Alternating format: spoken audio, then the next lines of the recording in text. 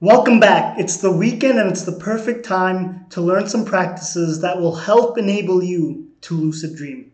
Practice number one, keep a dream journal. Even if you barely remember anything from your dreams, always write them down immediately when you wake up. It could be the smallest little fragment of a dream.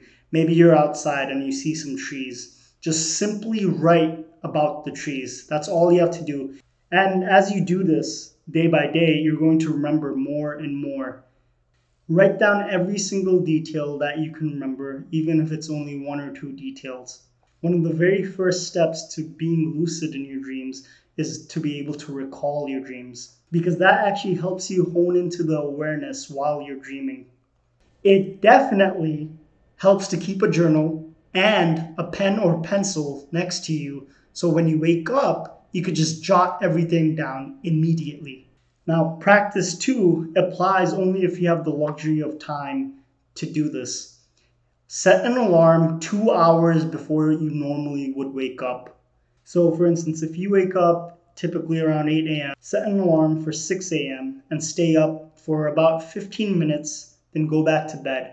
And you'll notice that you'll have far more vivid dreams than usual. And this actually helps with the dream recollection process. Practice three, use reality checks. Now, the reality check that I personally used back in the day to start lucid dreaming was the finger and the palm. So what you want to do is make this a habit. Every time you stand up, you take a seat, you take a dump, you have a meal, you turn on the television, you watch a YouTube video, make it a habit to put your finger through your palm. Now, in waking life, your finger won't go through your palm, as you can see. But in dreams, it'll go right through. Your finger will literally go through your palm. So the concept is if you make this a habit in the waking life, it will carry over to your dreams. And that's actually a method that helped me induce my first ever lucid dream. In that particular dream, I was surrounded by some dream characters walking around what I believed at the time was my boarding school back in India. And I was talking to these dream characters, and then I realized, whoa, wait a minute, I'm not in India anymore. I'm in college, so why am I back here? And then I did the reality check. I was like, let me see if this is a dream. So I put my finger through my palm, and it goes right through into the other side. And I kept telling the dream characters that this is a dream.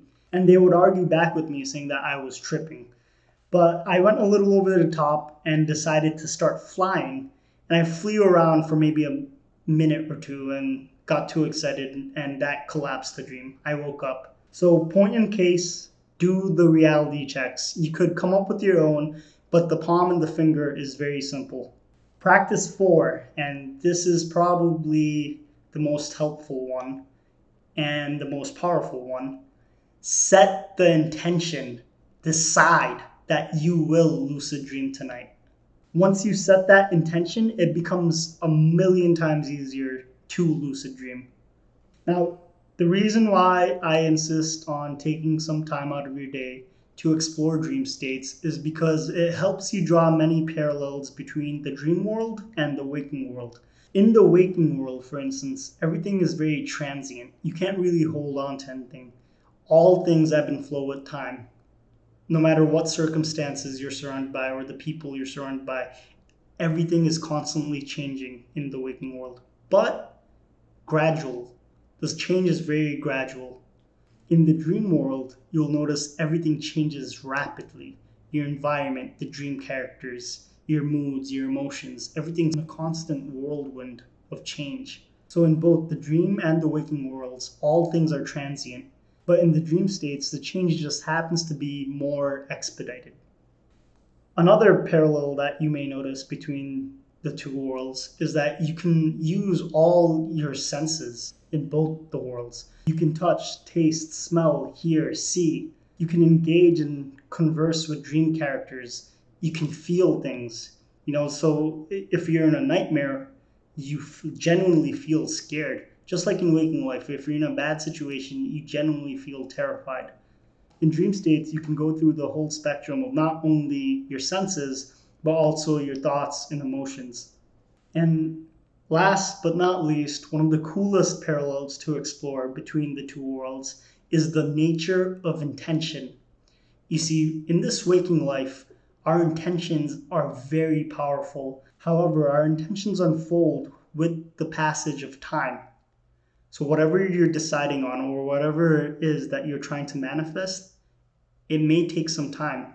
Whereas in a dream state, our intentions unfold almost immediately.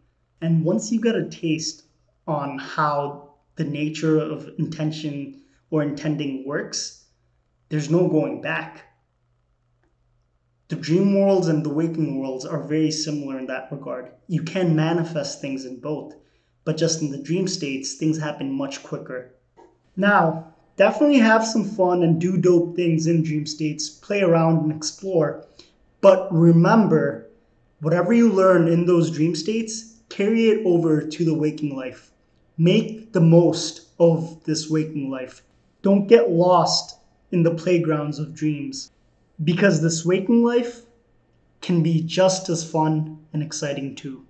And before I let you guys go, one last disclaimer. If you do manage to invoke a lucid dream, don't start trying to do crazy things right from the get. Don't start trying to fly or battle monsters or strike dream characters down with lightning bolts, because chances are you'll get too excited and you'll collapse the dream. So keep it simple.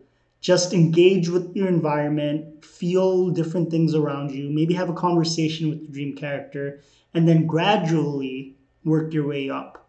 Feel free to share some of your lucid dream experiences down in the comments below. I'll see you on the next video.